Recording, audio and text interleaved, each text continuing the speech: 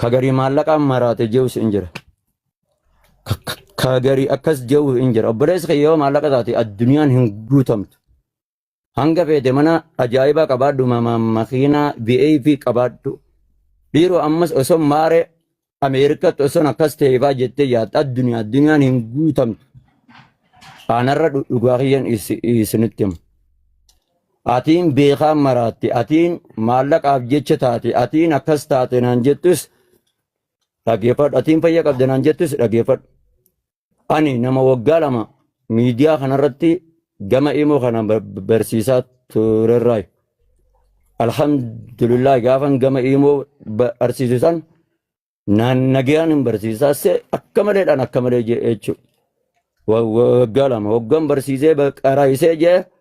deemeetan ahbaashii wajjin qabsoo goona gama imoo kana irratti dhageeffadha haqiiqaatti ya dubbiiti ya dhugaatan isiniima yoo hagam xiqqaatte markaziin ani barsiisu barataa tokko guyyaa tokko keessatti guyyaa hangana keessatti garee janaajjanaa irraa namni garee janaajjanaadhaa achii dhabamsiisee ana haadhuma garee janaajjanaa ijaarte san hundaatu jechuu as deebise gara harkasaatti akka markaziin hin hirdhanneen halkanii guyyaa nama kana feesbuukaanis waatisaappiidhaanis gamaa gamana walitti fidee markazatti fidee as ijaara waggaa 2 kana keessatti yoo hagam xiqqaate qur'aana huruufarraa kaasetan qur'aanaan waggaa tokko ammoo naxaadhaan kitaaba bichatti barsiisutti gadi ta'a rabbi ijoolleen addummeessee ijoollee bilcheessee guyyaa sa'aatii 7 ilaa hanga sa'aa 8tti kitaaba aqiidaa bichaa galgala sa'aatii 3 ilaa hanga sa'aa 6tti kitaaba matnoota usuloo irraa ilaa hanga tafsiiraati ani walumaa galatti maraatummaa fi kun qalbii cabni kun yoo maal sitee yoo kanaan jettan taatan ta'us namni jaalalti gaafa naam jaalala gaafa saniitti wal qabatee gaafa booniyyee nafishii wal jaalannee kanas ummatuma kanaa fi kanuma jechuudha ta'ee sanii bira kunne andiis ani immoo qalbii cabni kiyya gaafa soomana shawwaalaati gaafa masqalaa san gaafa san barataa nama 120 natti fakkaata barataa jajjaba barataa intala takka ta haadha fi abbaan suudii jiran ka bira akkanatti hin sossoone aqiidaa bichaa kitaaban aqiidaa habbaa 5 hifzii goggoosise intala san viidiyoon jedhunillee isaan birallee ga'uu malte waan ta'eef barattoota jajjabaa usula riyaada buluuqa tajriida kana hunda nama irra deebi'ee akkana gaffachiisa irraa jechuu barbaadeeti gaafan barataa nama 120 san dhabee isan gaafa san sammuun tiyyaadda hiikkattee gaafa san gaafa tuqamiinsi kiyya jechuudha achi asirraas walaa imoo walaa nama darasaati walaa nama markaza jani akkanumatti rabbiin naji laal wallaahi rabbiin isinii kaakadhaa kitaaba san gaafa barataa san laal akkanumatti taalaal hanga kana laal hangi kun kanan guyyaa aqiidaa barsiisu jeetan hangi kun immoo matnoota kanan halkan asirraa kaasee kanan halkan barsiisu jeetan ilaa erga gaafa saniiti namni guyyaa tokko kanatti fidee bakka tanaan osoosan jiru laa kitaaba kuddili agartuu kana keessa laa isa kana jechuudha oggan isa kana cinaa ka'ee miilladhee laal kitaabuma kanaa dhiiroo laal bakka gaafa sanii jechuu barbaadeeti kasammuun tini jetti nagaan hin argatin ani nama duniyaa irraa ijoollee xiyyaan na beeka yoo bolola maallaqaati kanaan jettan kan taatan rabbiin immoo isin arga yoo rabbiilleen isin argasiisin waan fedhanillee naan jechuu dandeessan sheekota gaafadha yoo maallaqa taate silaa namni makiinaa bitatatuu qabu ana ture osoon fedhii kiyyaa takkaa irraan fayyadamin ani barattoota kiyya nama hawaasa gaafa gargaarsa walloo boorana usaa ibsaa san gaafa dandeessanii gaafa majliisa gargaarsa osoon guyyaa tokko ofii xiyyaa mana naa bitaa lafa naa ijaaran jennu waan naa godhan sanuu gaafa waggaa lama sirriitti barumsa qulqulluu kenneefsan akkan takkaa barataa xiyyaa maallaqaan fedhii isaaniitti waan godhan malee osoon duniyaa bolola duniyaa irraa qabaadheen baan hin qabu jechuu barbaadeetu bolola duniyaa irraa qabu gaafa sanii gaafa tuqamiis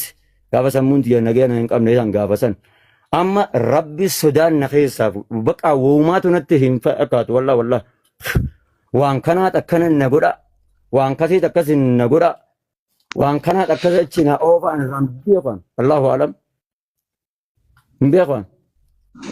achi qabee as qabee achi deemee dhiiroo akka baqa wauman silaa dur silaa waan hojjedhe san hundallee baqa akka waan takkaa hin hojjetinitti na dura mul'ata jechuu barbaadeetu. Garuu baay'inaan immoo tanarratti ni beekan namni hundinuu akkaan xilaata ciisan naa dhabe baay'eedhaan qaba jechuu barbaadeeti. Bakka hundattis ta'e gaafa sani cabiinsi kiyya sammuun xiyyanna nagaya yeroo san na dhabdee isin jedhu. Amma yoo nama quraanaan fidee dhufee quraana qaraana naan jedhan akka duraan fiiga. Qaraasisuun na jibbisa bakka nama kana qaraasiftu waatti banadhu yookaan waan seenaa dudurfaa dhaggeeffatu naan jetti qalbiin waan kanaan irraan beeku akkasumaan numan jamala innis hin dhaggeeffatu hanga na fixadhee dabbaal warri immoo maallaqa namni maallaqa ni ijaalata ana soo maallaqati ani dhaggeeffadhaan nan fixadha dabbaal dhiifama. Amma fakkeenya yoo manaa jecha manaati isa maraachee naan jedhan obboleessa kiyya dhugaa yoo dubbanne firummaan hin baddu garuu wanni miidiyaa kanarra halkanii guyyaa oolchee na bulchaa hin dubbadhu yeroo gargari qalbiin illee hin dubbadhu manaan jettillee dubbadhaa ishee qabaata akka wanni badaa hin jirtu. والله دبدا وانا لا ilmi namaa waan namaan hin jenne sin qabu waan namaa jeejellee hin qabu kagagariis waa hedduudhaan ni jira maarees argatee ni jira maarees hayyee jeelles ni jira naam obboleeyyiin keenya faa kana cinaa dhaabbatanii akkana mana kanallee yookaan qorqorroo tanallee irra kaayyadhu na goosees rabbiin jazaa isaanii rabbi haa kafaluufi gala toomni garuu waa'ee kanallee dubbatullee hin barbaadu. Waa'ee manaatiitti illee namni yoo hojii qabaate hojii dhuunfaa kana itti oofataati mana kana suutatti irraa bitata namni mana ijaarratu kamuutuuf namni mana hayyee ijaamu kamuutu jechuudha. Ana wanni miidiyaa kana walumaa galatti geematti nagalche maal yoo kanaan jettu taate hojii dhabaaf malee waan biraaf miti. Har'a osoo hojii dhuunfaa tokko qabaadde wallaahi sa'aatii 24 asirran taa'u. Sa'aatii 24 keessa sa'aatii takka qofan miidiyaa kana banee ilaala malee deematan nama dalagatu fedhurraa. Guyyaa meeqa murteessee qalbiin asii achi murteesse faanaan jetti waan ta'eef sababa isaanii irratti rabbi geema kanaan kanuma fuula namaa dhaabbatu irraa kajin fuudhaa gartee rabbi na haa godhu jeetan geema kanaa qabadheen isinin jedhu hanga geessum. Wanni tiiktookitti galee geema kana taphatu na godhu keessaa kanuma jechuu barbaadeeti. Fayyaade ni jirraa gaafii kan kennee wal qabeetuma si deebisee jira yoo hubatte ni hubattaa wanni guddaa. Maafii waa lamaaf hin qabaddoo kanaan jettan taatan gaafa fuudhaan ilma namaati namni akkuma namni fuudha yeroo fuudhu aruuza guddaa godhatee akka sayyee jedhatee bakka ni jira miti.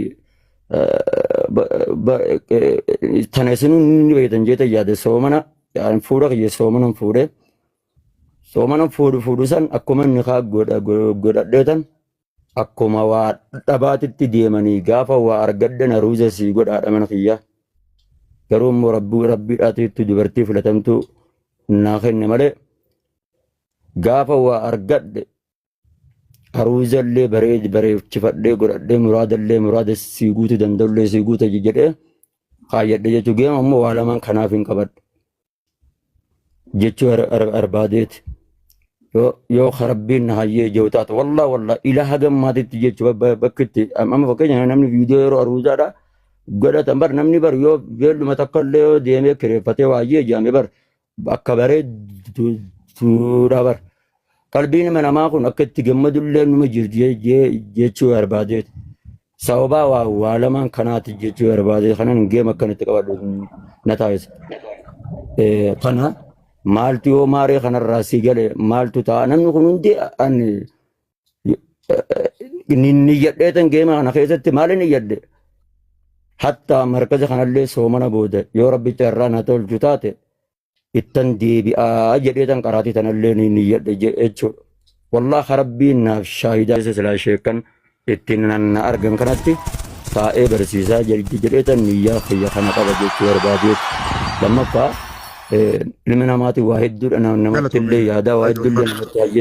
hayyee jamaan ta'ee fi yaada baay'isallee kennullee hin barbaadu yoo rabbi carraa isin tolchee yoo rabbiin isin laafisee geema kana kan taphadhu soomana kana haati manaati geessee waan ta'eef huluma tokko mana ullee irra kaayyadhee jira. Huluma tokko koorniisa fi ulaatti kaayyadhee irraa tolfadhee itti galee qalbii takkaan soomana kan akkan soomanu qofa irratti yoo dandeessan naa mijjeessaa jechuu barbaadeeti geema kana irratti hangana fi tadheen jedhedde. Qaaf shirgala tobe okkee inni jirraa xumura fayyaa ta'e.